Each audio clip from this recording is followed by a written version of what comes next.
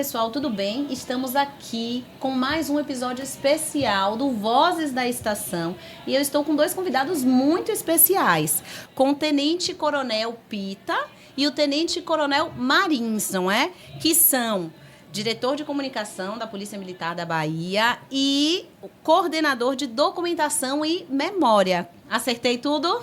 Diretor adjunto. Diretor adjunto de comunicação. Ok. Então, hoje a gente vai bater um papo muito importante para a nossa população. Vamos esclarecer aqui, né? Tirar algumas dúvidas. Mas eu acho que o principal hoje é a gente ressignificar a força que a Polícia Militar tem, né? E mudar os estigmas que a sociedade tem acerca da Polícia Militar, que apoia tanto a gente.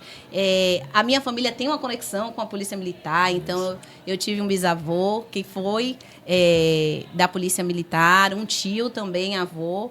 E para mim é muito gratificante estar aqui com vocês hoje. Muito obrigada pela presença de vocês. Eu gostaria aqui de agradecer em nome de toda a nossa equipe, especialmente hoje, e nesse período que a gente vai comemorar os 200 anos da PM da Bahia, não é isso? Essa jovem senhora. Né? Uma jovem senhora? Uma jovem senhora de 200 anos. E, primeiramente, a gratidão é nossa de ter essa oportunidade de estar aqui esclarecendo, conversando, dialogando. E, como bem disse, né? Melhorando a imagem da instituição. A gente costuma dizer, sem querer me alongar, de que quando as pessoas nos conhecem, dizem assim, rapaz, mas eu tinha uma ideia totalmente diferente de vocês.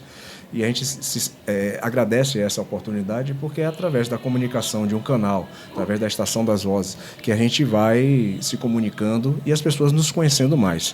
E é engraçado que você falou que geralmente alguém tem um parente policial militar, né? Geralmente tem.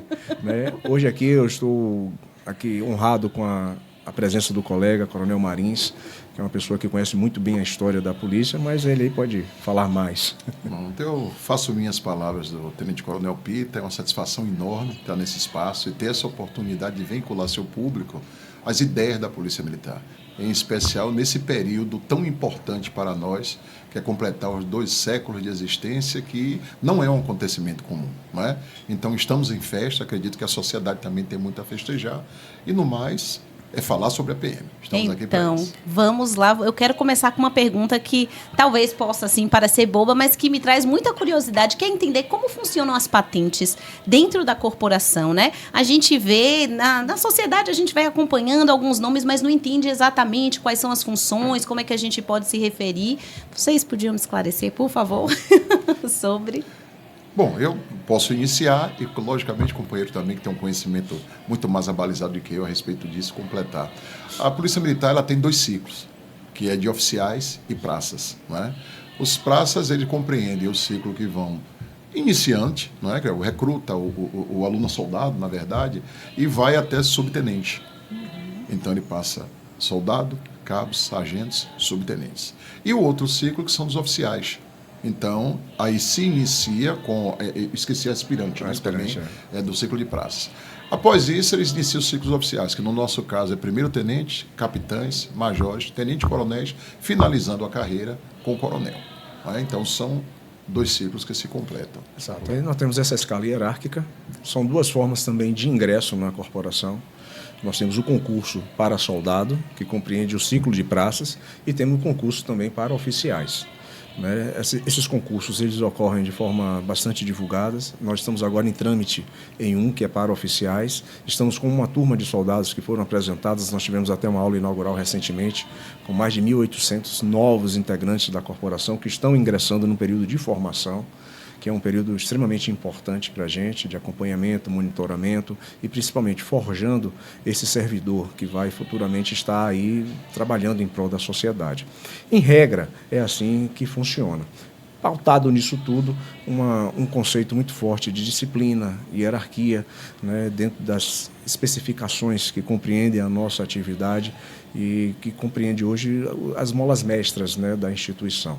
Então, esse período de formação a gente trabalha não só critérios técnicos, legais, uma visão administrativa de gestão do processo que compreende a Polícia Militar, porque às vezes as pessoas pensam, é só o policial na rua. Não. Hoje nós temos um efetivo de 33.560 policiais militares, então exige todo um processo de administração, de gestão de pessoas, folha de pagamento, policial que tem direitos à licença, a férias, enfim. Então é toda essa gama que precisa de uma carga administrativa, de conhecimento de leis e por aí vai. É uma atividade extremamente interessante. Muito interessante mesmo. E acho que talvez uma dúvida que a população também tenha é sobre a diferença entre a Polícia Militar e a Polícia Civil, né? Quais são os papéis que cabem a cada uma das corporações? A gente tem, acho que a forma mais fácil de compreender essas diferenças é dentro de uma compreensão de ciclo. O ciclo.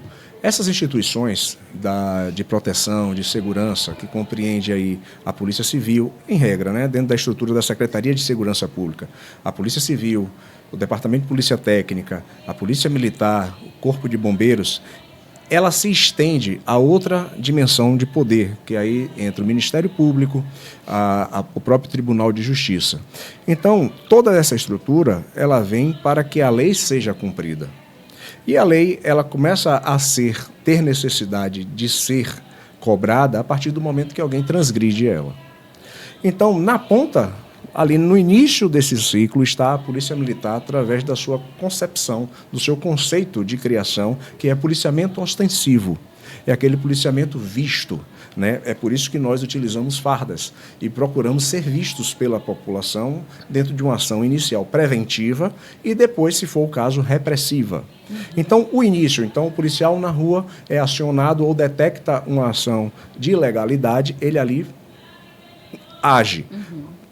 E aí, havendo uma necessidade, ele vai conduzir aquele indivíduo transgressor para uma unidade da Polícia Civil, que vai formatar, oficializar, né, tornar aquilo ali em papel para que ali possa dar uma continuidade.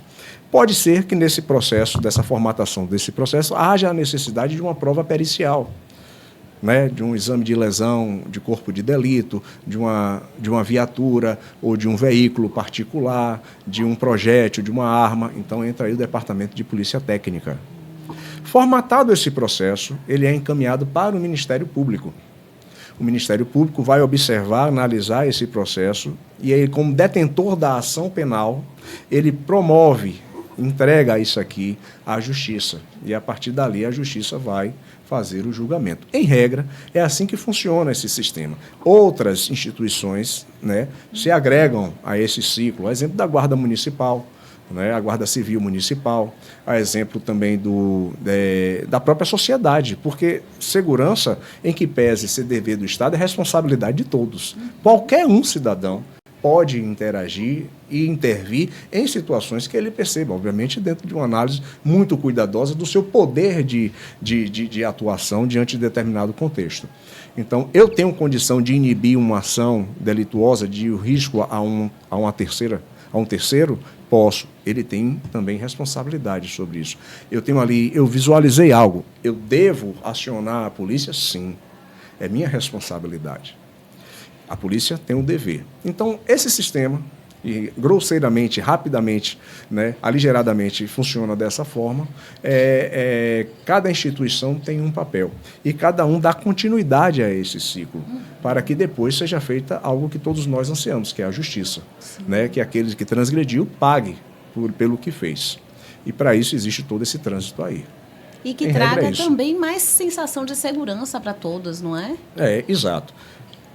O papel inicial da instituição, da Polícia Militar, por meio das suas viaturas padronizadas, do fardamento, da ostensividade, de um ponto em que as pessoas possam ver, aí já me antecipando um pouco ao Carnaval, quando a gente utiliza um posto elevado de observação, é porque a gente está querendo que no meio daquela multidão veja a presença policial militar e a partir dali se iniba. Haja uma inibição do cometimento da transgressão. Quando a gente fala em transgressão, também de forma muito rápida, existem dois critérios. A vontade daquele que quer transgredir e a oportunidade.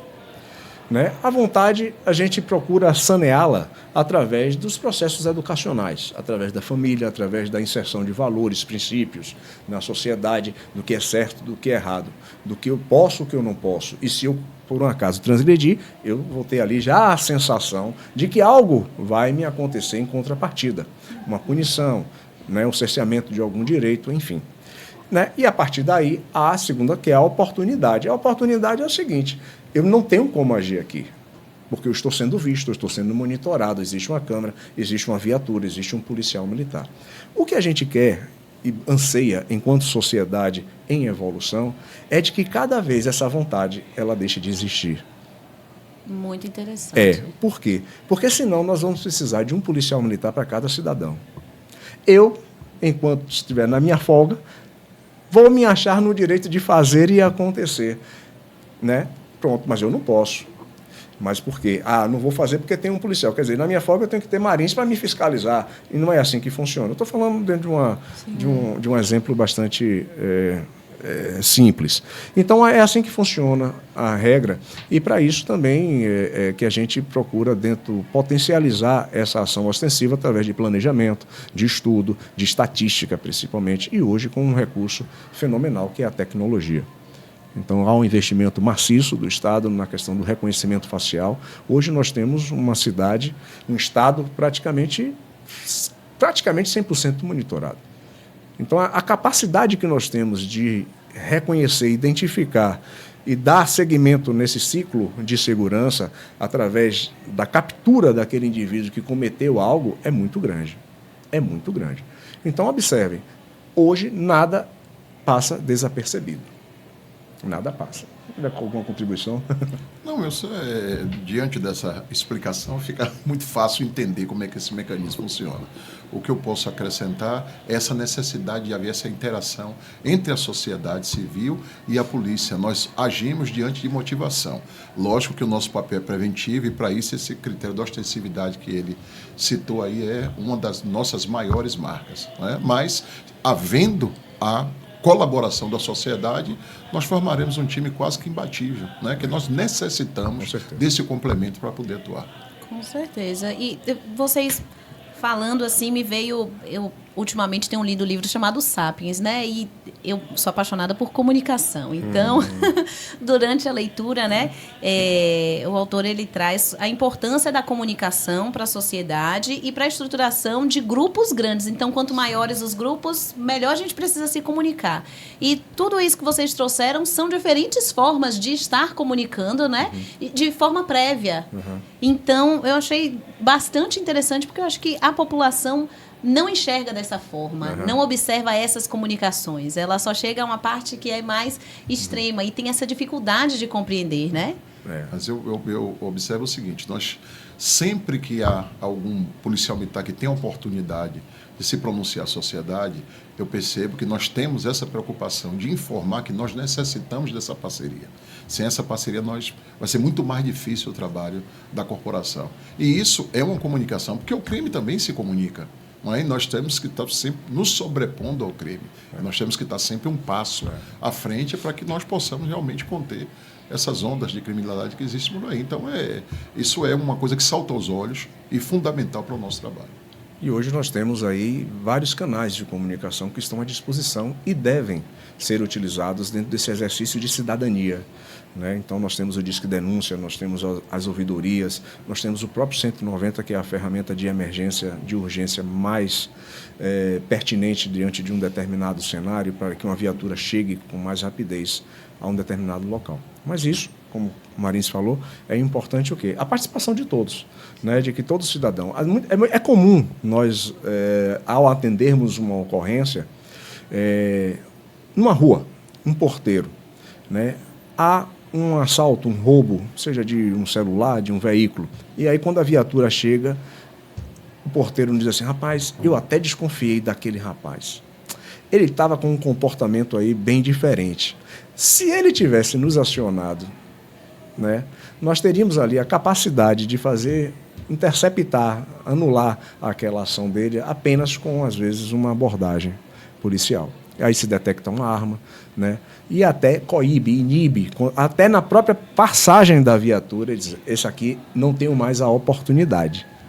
Então, essa participação das pessoas, do cidadão, é fundamental na atividade, como bem disse Marins, na nossa atividade policial militar. Né? E para isso existem os canais de comunicação que estão aí cada vez mais fortalecidos e a tendência é que estejam cada vez mais em evolução. Perfeito. Né? E pensando nessa parceria com a sociedade, né? E aproveitando os 200 anos que estão chegando, eu pergunto a vocês como tem sido essa evolução da Polícia Militar na Bahia, que é um estado continental, né? E que eu imagino que traga muitos desafios para vocês. E como tem sido essa parceria com a população? Vocês observam mudanças no perfil da interação entre a população e a Polícia Militar? Se você me permite, eu vou falar da origem, porque aí, na complementação, então, nós vamos ter a ideia real de como é essa evolução da Polícia Militar. A PM da Bahia, ela nasce em 17 de fevereiro de 1825 e ela conta, naquele momento, com 238 homens. É o nosso efetivo inicial, total 238 para cuidar da Bahia de antigamente, que é evidente que não tem a dimensão da Bahia que tem hoje, mas já era um grande estado, né? Uma grande província, como era na época. Então, a partir daí, é evidente que isso vai se desdobrando de acordo com as necessidades da população. Uma trajetória de 200 anos, evidentemente, nós não teríamos aqui como descrever, mas eu acho que com o aparato que nós temos hoje, para colocar à disposição da sociedade para atender os quesitos relacionados à segurança pública, dá para a gente ter uma ideia perfeita de como essa corporação evoluiu, como ela se agigantou, como ela se preparou e se prepara diante dos desafios impostos pela criminalidade. Naquele momento, os desafios eram outros, muito embora também não eram pequenos. Então, nós nascemos, inclusive no próprio decreto nosso de criação, ele já dá a entender que nós nascemos em um momento agudo da sociedade naquela época. Era uma sociedade que vinha das guerras relacionadas à independência, tanto do Brasil, quanto à independência do Brasil na Bahia, que tanto nos orgulha, que é o 2 de julho de 1823. E naquele momento, muito embora nós tenhamos obtido sucesso com a independência, nós encontramos um Estado completamente desorganizado, que é um dos fatores que vão fazer com que haja o surgimento do Corpo de Polícia da Bahia. Isso não se... praticamente nós temos poucos momentos de tranquilidade, porque o desafio imposto pela segurança pública, ele é diário, não é? Afinal de contas, não se penetra no íntimo do ser humano, ninguém sabe o que essas milhares de pessoas que estão transitando pela lá, porque cada um, não é? Tem no seu interior, o que faz também que o nosso trabalho esteja na necessidade de estar sempre atento a essas movimentações. Então, atendemos tantas e tantas ocorrências, desde as menores. Então, o policial hoje ele é solicitado para atravessar uma pessoa na rua. Como também ele é instado a enfrentar uma quadrilha, né, com alto poder de fogo. Então, tudo isso a PM desempenhou e desempenha seu trabalho durante 200 séculos, que eu imagino que torna a Polícia Militar da Bahia como é no feminino, né, a Polícia Militar torna uma atriz que não é coadjuvante. É uma atriz que é uma atriz principal atuante no cenário social. É verdade.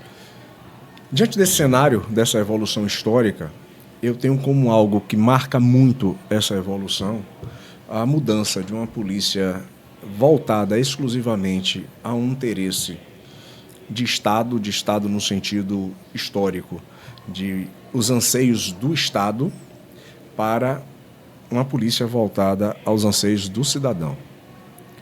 Então, hoje, nós temos uma concepção de polícia comunitária, de polícia voltada a esses anseios, a essas necessidades sociais e dentro de uma atenção muito grande a essas demandas sociais que caracterizam muito a nossa força, a nossa instituição. Então, essa mudança de perfil de atuação, que passa também por uma mudança de perfil, de olhar do policial no seu dia a dia, eu considero a mudança mais considerável da história mais recente. Então, hoje, ao nos depararmos com uma ocorrência, nós temos que ter a análise do contexto social em que aquela ocorrência está inserida, para que a gente possa ter ali a medida mais exata, mais correta. Eu faço um comparativo a exemplo de um médico, né, que recebe um paciente e ali ele tem que ter a dosimetria, ele tem que avaliar exatamente o peso, a altura, a dimensão daquela gravidade para que ele possa aplicar a dose certa do medicamento, do tratamento. O policial militar é da mesma forma. Se ele exagerar na dose, vai ter problema, vai ter um efeito colateral indesejado. Então, esse dimensionamento no dia a dia não é algo fácil, porque nós lidamos com muitas ocorrências no dia. Nós vivemos em um estado, em um país, em que esse clamor social está em muita ebulição. Nós estamos, obviamente, dentro de um processo que vai ser eterno, mas que cada vez a gente quer que melhore, no sentido de estabilizá-lo do ponto de vista de condição de moradia, de condição de emprego, de condição de alimentação, enfim, e que tudo isso repercute na instituição, na Polícia Militar.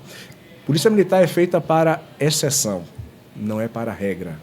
Toda vez que a ação policial ela começa a ser muito demandada, é porque algo que antecede essa ação, com base naquilo que eu falei lá atrás, da oportunidade e da vontade, está falhando.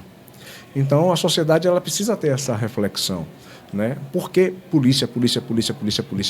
Vamos analisar que algo está precisando ser redimensionado. Então, as sociedades, os países mais desenvolvidos abordam a diminuição de efetivo, abordam a diminuição do poder bélico das polícias, porque a sociedade não mais necessita de uma polícia com essa estrutura, com essa força.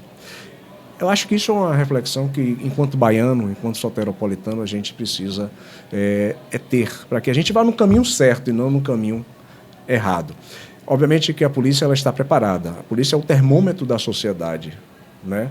Porque nós somos a polícia ela é feita de cidadãos que vêm dessa sociedade, não vem de Marte, nem de Vênus, nem vem dos Estados Unidos, nem da Europa, não. Então, é isso aí que a gente precisa estar muito bem equalizado para que essa instituição, que tem 200 anos, e ela não tem 200 anos à toa, é porque ela tem relevância social, ela tem importância social, e a sociedade sabe hoje que sem a polícia muita coisa não acontece. Isso é motivo de orgulho, é motivo para que a gente possa aqui nos sentir assim, enquanto contexto social valorizados, mas que requer uma análise, uma reflexão mais apurada, né, desse contexto. Então, eu acho que, amarrando a pergunta, eu vejo que a maior evolução da instituição ao longo dessa sua trajetória é de ser hoje uma polícia voltada a esses anseios sociais, aos desejos, anseios, necessidades e sonhos desse cidadão. Isso a gente não pode perder. E que a população se sinta cada vez mais próxima, né? E que possa somar cada vez mais com as instituições. E durante esse período, como tem sido a inserção da mulher dentro da Polícia Militar? Olha, esse foi um grande diferencial na história da PM, né? Dentro de tantas outras que marcaram, né, na nossa trajetória. Por quê? Imagine que isso foi em 89? 89, marco inicial do ingresso da mulher na instituição. E nós éramos uma instituição exclusivamente masculina. Pra você ter uma ideia, nós não tínhamos nem estrutura nos nossos quartéis de banheiro feminino. E isso foi algo que teve uma importância fundamental, principalmente no olhar, né, nesse aprimoramento desse olhar diferenciado do cidadão. Porque a mulher veio com a ternura, veio com a sensibilidade, com o sentimento, não tanto a razão, não tanto a força, né? E aí foi nos dando esse novo suporte para encarar os novos desafios dessa modernidade, da modernidade. E a relação hoje é totalmente, né, equilibrada. Nós tínhamos inicialmente um marco de ingresso de 10%, ou seja, todo o concurso, 10% das vagas eram destinadas ao público feminino. Hoje nós temos no efetivo geral da polícia mais de 10%. Eu digo que a polícia vai ser essencialmente feminina, na tendência que vai, né? Então hoje nós já temos algo em torno de 15%, ou seja, em que pese entrar 10%, nós já temos 15% do efetivo feminino. E agora, com a mudança do entendimento desse ingresso e dentro de um sistema de equiparação, as vagas são, né, voltadas da mesma forma, todos estão disputando dentro dos critérios físicos, dos critérios intelectuais. Então, eu acredito que as mulheres vão dominar completamente. Eu complemento, se me permite, claro. É o seguinte, o que Pita falou, se eu posso acrescentar, é que nós tivemos uma humanização maior dentro da estrutura da corporação com o ingresso da mulher. Isso foi inegável. E elas, com galhardia, superaram esses obstáculos. Por que é um obstáculo? É um obstáculo para o homem quando ingressa numa carreira militar, não é? Para a mulher também, da mesma forma. E elas se sobrepujaram, elas ocuparam o espaço dela com competência. E hoje em dia nós temos mulheres, inclusive, comandando unidades operacionais. E no mesmo patamar dos candidatos, dos policiais militares masculinos. Então, é um orgulho. Hoje em dia, as relações são harmônicas no ambiente de trabalho. E nós temos vários exemplos aí de mulheres que, com certeza, orgulham, não é? A grande maioria orgulha a instituição com o trabalho que desempenham. Que maravilha. Fico muito feliz em ouvir isso, né? E tenho aqui, né, falando de Salvador, a gente não pode deixar de pensar na importância e na referência que é a Polícia Militar da Bahia, quando a gente fala do trabalho com grandes festejos populares, né? Trabalhar com grandes populações. E como vocês observam hoje o papel da Polícia Militar, especialmente falando de carnaval, e com essas tecnologias aí que vocês já tocaram no assunto, né? Sendo utilizadas a favor da população? Bom, numa trajetória histórica, eu posso lhe dizer que é mais um dos parâmetros que nós podemos entender sobre a evolução do trabalho policial militar. Observe você que na década de 40 e 50, o nosso policiamento ele era eminentemente interno. Ele ficava baseado dentro dos quartéis. Quando acontecia algum tipo de problema relacionado à polícia, então saía determinada patrulha para atender. E isso, evidente, o carnaval vai crescendo, nós temos o carnaval naquele tempo, que ele era praticamente carnaval de bailes, né? E na rua eram desfiles daqueles blocos antigos, mas que eram mais voltados a fantasias ou alguma coisa desse tipo. Então, com a evolução dos blocos, a chegada dos trios elétricos, o aumento dessas agremiações, é lógico que a corporação ela vai também se aperfeiçoar para fazer esse atendimento. Até mesmo no aparato tecnológico, que nós não tínhamos. Era apenas o indivíduo, o ser humano policial, que estava lá para fazer esse atendimento. Com o passar do tempo, então isso vai modificando e hoje nós temos todo um aparato tecnológico para atender esse grande evento. Acho que é o maior evento popular da face da terra, que é o Carnaval da Bahia. Por favor. É um grande desafio, é um momento assim diferenciado, né? Não existe férias, não existe licença, todo o efetivo ele é empregado maciçamente nessa festa. Eu faço o comparativo do carnaval a uma equação. Nessa equação existem variáveis. Se nós formos analisar o carnaval, nós temos variáveis que são bastante preocupantes. Som eletrizante, concentração muito grande de pessoas em espaços, às vezes, reduzidos. Consumo de bebida alcoólica, né? Enfim, então isso para a atividade de seguranças é preocupante. E nós, dentro dessa evolução de aplicação de policiamento, de estudo, de planejamento, nós fomos adequando esse policiamento a fazer com que essa festa ela transcorra de forma tranquila, segura. Não podemos assegurar que não teremos algum tipo de contratempo. Seria algo muito temeroso da nossa parte. Mas dentro do que acontece, dentro da dimensão que é o carnaval, nós entendemos que nós estamos cumprindo a nossa missão a contento. Eu digo até assim, eu não sei em que outro lugar do mundo aconteceria uma festa dessa natureza, que não fosse aqui na Bahia. Obviamente que isso não acontece exclusivamente por parte da PM. Como a gente bem disse, é um conjunto de ações.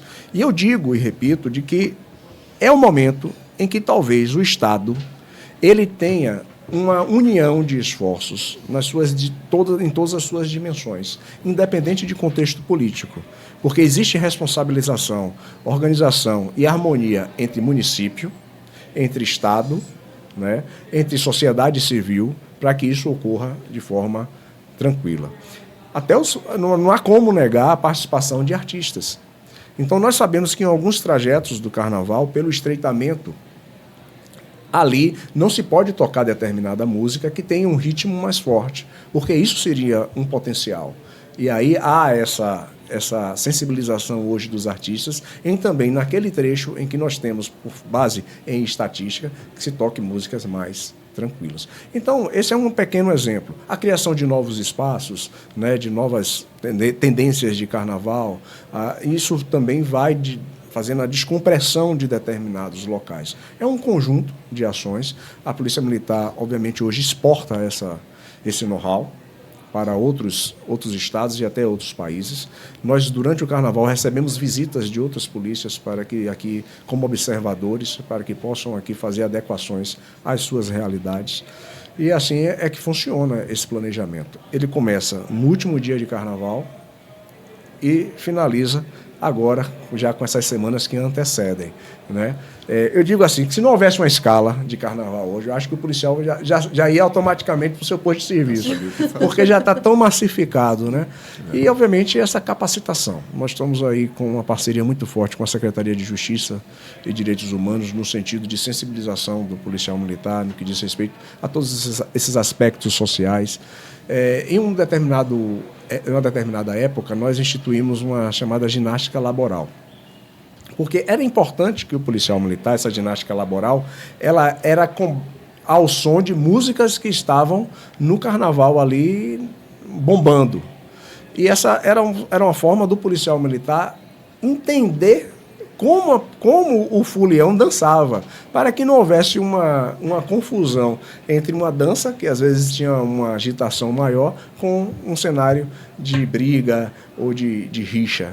Então, é todo um processo que compreende isso, né, de como atuar durante uma festa dessa natureza, né, com uma responsabilidade muito grande. Ano passado, nós evoluímos para a contagem. Nós tínhamos, de forma empírica, quantos foliões estavam em um determinado ponto. Hoje, através da tecnologia, nós sabemos exatamente quantos foliões entraram e qual a capacidade daquele espaço em suportar mais folião, até como forma de prevenção de conflitos. Então, ali há um redirecionamento para outro espaço, a gente bloqueia, né, determinado ponto. E essa sincronia ela é importante porque esse bloqueio ele pode ocorrer simplesmente pelo quê? Um trio para.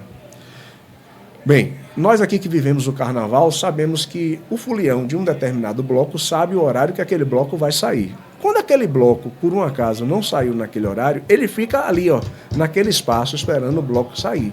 Mas só que o outro que vinha conseguinte também chega.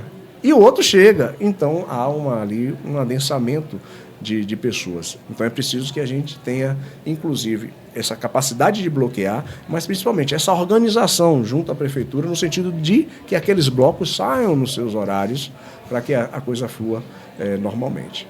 É um trabalho de ano inteiro, né? De ano inteiro e, principalmente, de harmonização de esforços. Muito bom.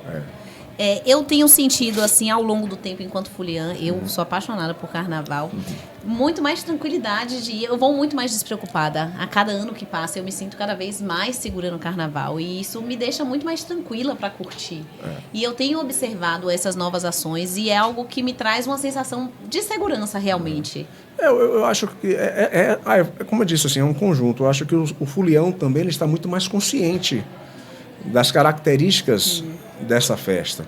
Então, a gente sempre diz, é um ambiente de muita concentração, em que também alguns comportamentos contribuem para que isso. A questão da bebida alcoólica é fundamental, do excesso, né? A questão do que vai levar para o circuito, como vai portar, o que vai levar no circuito.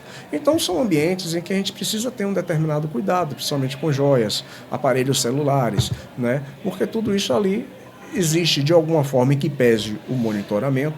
Existe também aqueles que vão com essas intenções e às vezes se valem ali daquela concentração para a questão do anonimato. Então é preciso também que o folião compreenda o seu papel dentro desse contexto. Eu acrescento dizendo o seguinte, que é necessário também que se continue a estimular essa cultura de paz.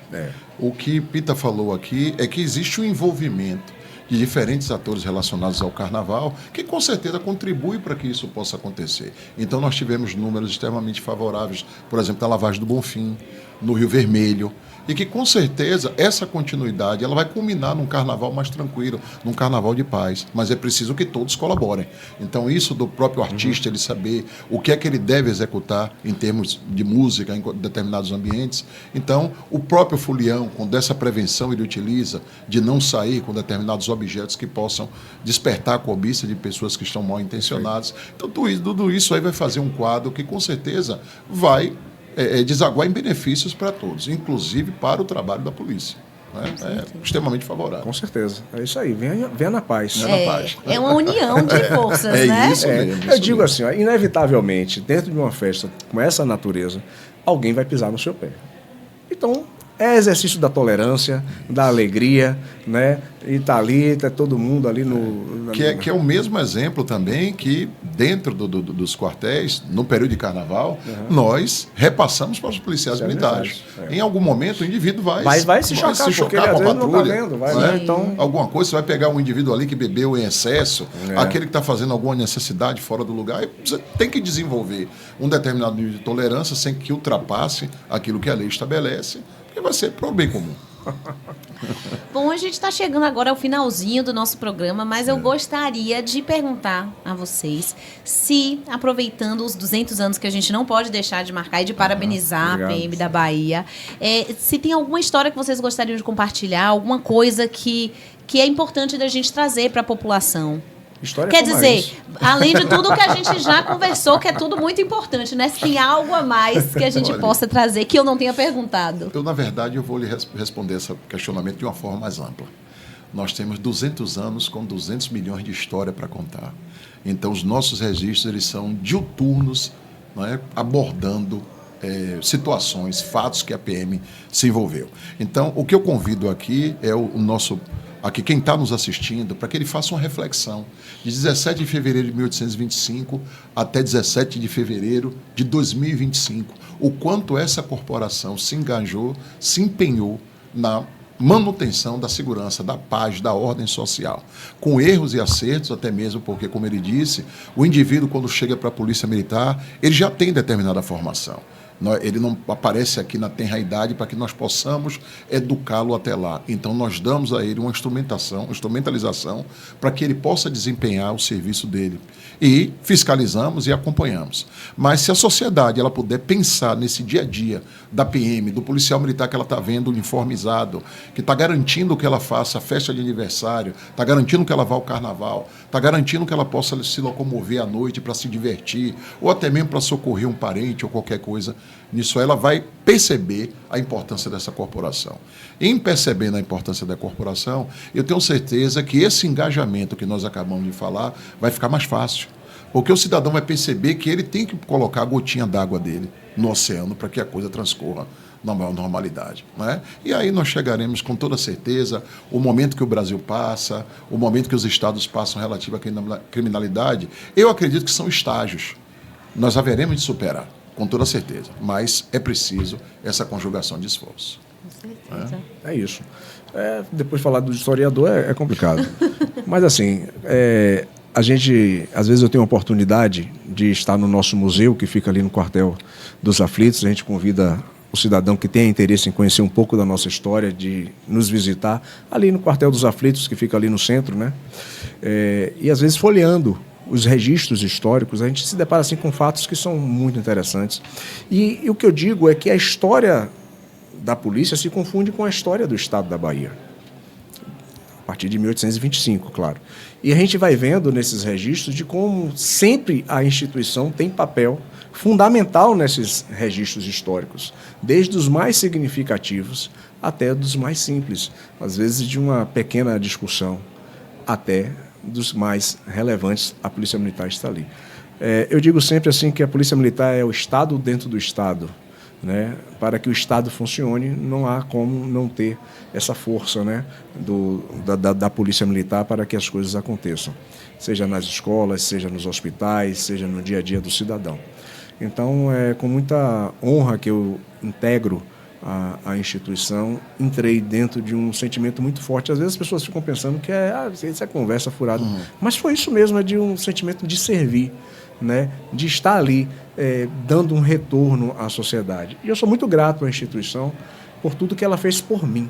Ou seja, eu acho que hoje eu retribuo à instituição, eu acho que essa é a fala de muitos policiais militares, talvez 10% do que ela fez por mim, né? Ou seja, eu entrei com 18 anos na instituição, né? Hoje estou com 53. Então, a minha trajetória de vida, eu educo meus filhos, moro, né? Me visto, me divirto, me locomovo por força do trabalho, do que a instituição me proporcionou. Isso são com esses 33.560 e mais todos que aqui passaram, de efetivo na ativa, e fora todos os que estão aí caminhando. Então é um sentimento de gratidão muito grande. Hoje o nosso slogan é PMBA, uma força a serviço do cidadão. E essa é a nossa lógica de viver e de trabalhar.